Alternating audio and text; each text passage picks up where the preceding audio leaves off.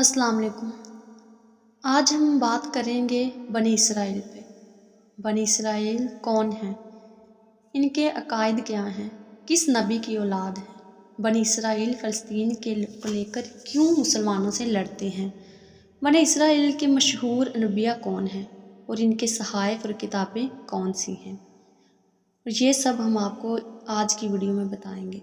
याद रहे कि बनी इसराइल हज़रत याकूब की औलाद हैं। हज़रत याकूब का एक लक़्ब या नाम इसराइल भी था।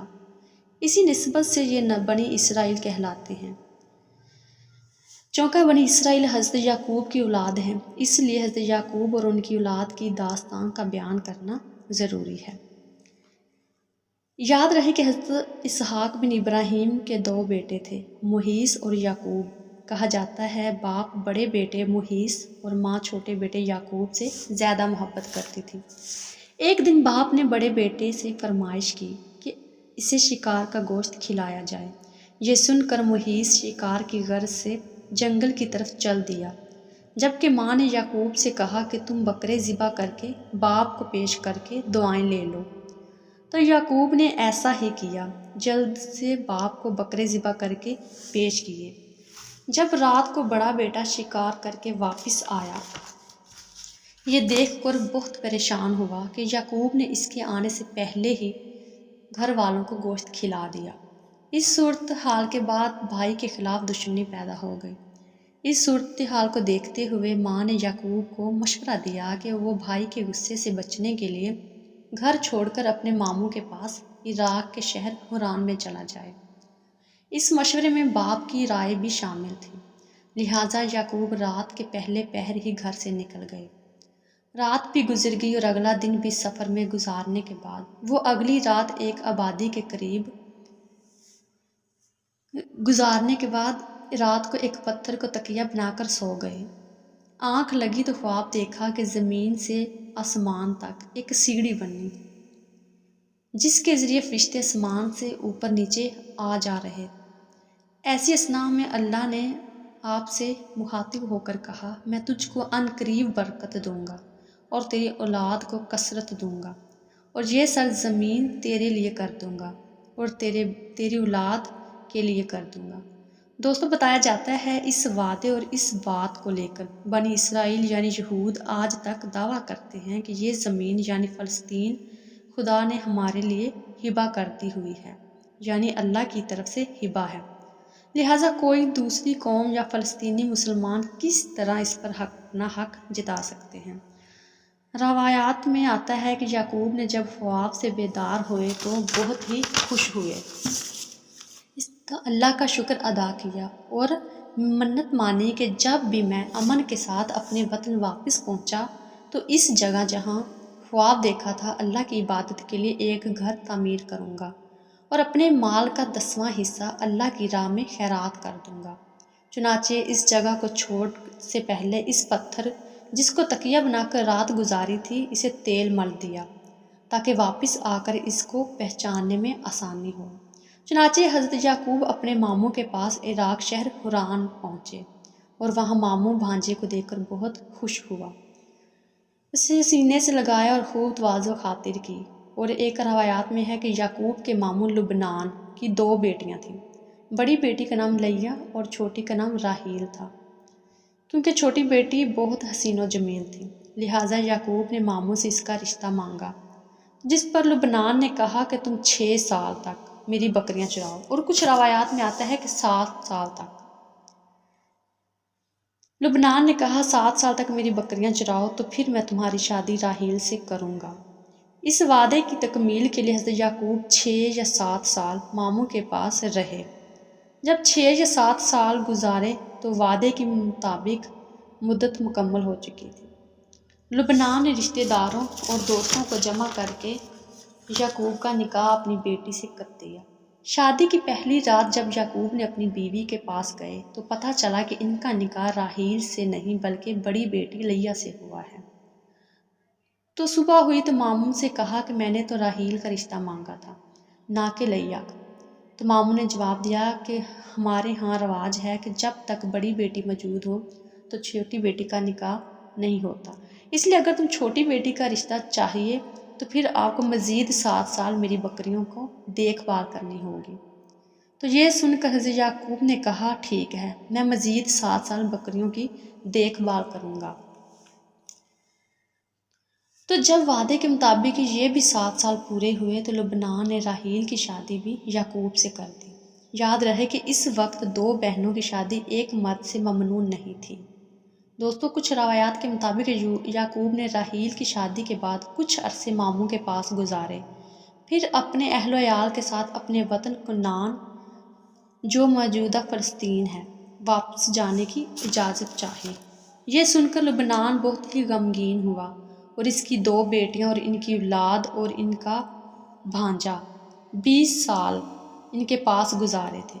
اس نے مزید یعقوب کو رکھنے کی خواہش کی، مگر یعقوب کو اللہ کی طرف سے واپسی کا حکم تھا کہ اب اپنے وطن کنعان واپس جائیں۔ یاد رہے کہ فلسطین کا پرانا نام کنعان تھا، وہاں جا کر دین اسلام کی تبلیغ کر کے لہٰذا وہ ماموں سے اجازت لے کر اپنے وطن واپسی روانہ ہو گئے۔ لبنان نے اپنی بیٹیوں کو رخصت کرتے ہوئے ان کو جہیز کے طور پر بہت ساری بھیڑ بکریاں اور کچھ سامان خورنوش ساتھ دیا۔ کہا جاتا ہے کہ یعقوب نے سفر کرتے ہوئے کنعان کے قریب ایک ایسی جگہ پڑاؤ ڈالا جہاں قریب ہی ان کا بھائی محیص رہتا تھا، لیکن یعقوب کو اس بات کا علم نہیں تھا۔ گاؤں کے لوگوں نے محیص کو خبر دی کہ ایک قافلہ بھیڑ بکریوں اور اہل و عیال کے ساتھ حرام سے کنعان جا رہا ہے، جس قافلے کے سالار کا نام یعقوب ہے۔ یہ سن کر پہلے تو محیص تعجب میں پڑ گیا کہ یہ کون لوگ ہیں جو اتنا سامان لے کر جا رہے ہیں، پھر جلد ہی 20 سال پرانی کہانی یاد آ گئی۔ ہو نہ ہو یہ میرا بھائی یعقوب ہے، لہٰذا وہ 400 بھیڑ بکریاں اور کچھ ساتھیوں کو لے کر اس کی طرف روانہ ہو گیا۔ جب یعقوب کو خبر ملی تو بہت غمگین ہوئے کہ جس بھائی کی وجہ سے مجھے وطن چھوڑنا پڑا، اگر وہ ہی آ رہا ہے تو وہ مجھے پریشان کرے گا۔ مگر عین اسی وقت فرشتے نے آسمان سے آ کر کہا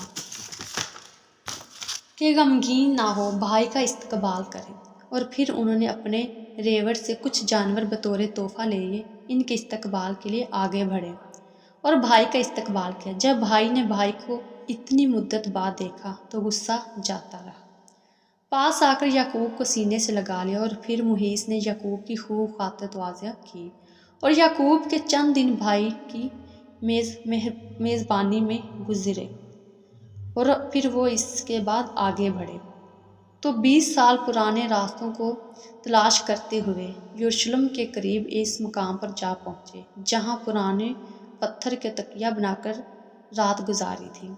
تو پھر ان کو اپنی منت یاد آ گئی، لہٰذا پھر انہوں نے بیٹوں کے ساتھ اس پتھر کو تلاش کرنا شروع کیا جس پر تیل مل کر گئے تھے۔ اگرچہ بہت عرصہ گزر چکا تھا لیکن اللہ کی مدد تائید حاصل تھی۔ جلد ہی وہ پتھر تلاش کر لیا اور اپنی مانی ہوئی منت کے مطابق بیٹوں کے ساتھ مل کر وہاں اللہ کا گھر تعمیر کیا، جسے آج ہم بہت بیت المقدس کے نام سے جانتے ہیں۔ حضرت یعقوب کے بعد داؤد نے دوبارہ اس کو تعمیر کیا، پھر ان کے بیٹے سلیمان نے جنات کی مدد سے یہاں ایک عمارت تعمیر کی۔ ہائیکل سلیمانی کے نام سے یہودی پکارتے ہیں اسے۔ بتایا جاتا ہے کہ یہ عمارت بابریوں اور رومیوں کے حملے میں تباہ ہوئی، مگر اس کی ایک دیوار باقی ہے جسے دیوار گیریا کہا جاتا ہے۔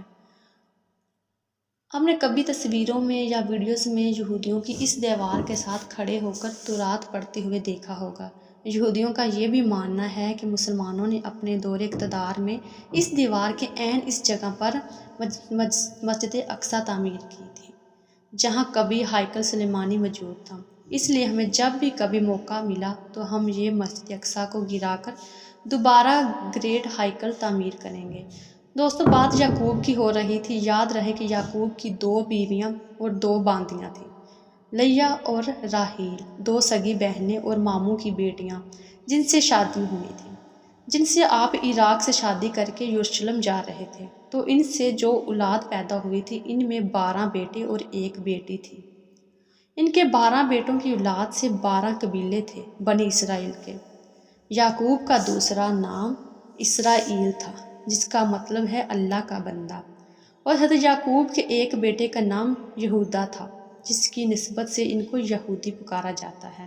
اس قصے کی ابتدا دراصل ابراہیم سے شروع ہوئی ہے، وہ اس لیے کہ حضرت یعقوب اسحاق کے بیٹے اور ابراہیم کے پوتے تھے، اس لیے اصلاً یہ آل ابراہیم ہے، اور ہم آل ابراہیم کے لیے ہر نماز میں درود بھیجتے ہیں۔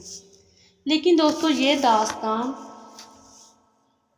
جان بوجھ کر حضرت یعقوب سے شروع کی گئی ہے، کیونکہ ان کی والد حضرت اسحاق کا تعلق آل ابراہیم سے ہے، جو دو حصوں میں تقسیم ہیں، بنو اسرائیل اور بنو اسماعیل میں بٹ جاتے ہیں، اور یہی وہ نقطہ ہے جسے سمجھنے کی ضرورت ہے۔ ہمارے ہاں کچھ لوگ یہودیوں کو برا بھلا تو کہتے ہیں، پر یہ نہیں بتاتے کہ یہ ہے کون اور بنو اسرائیل سے ان کا کیا تعلق ہے۔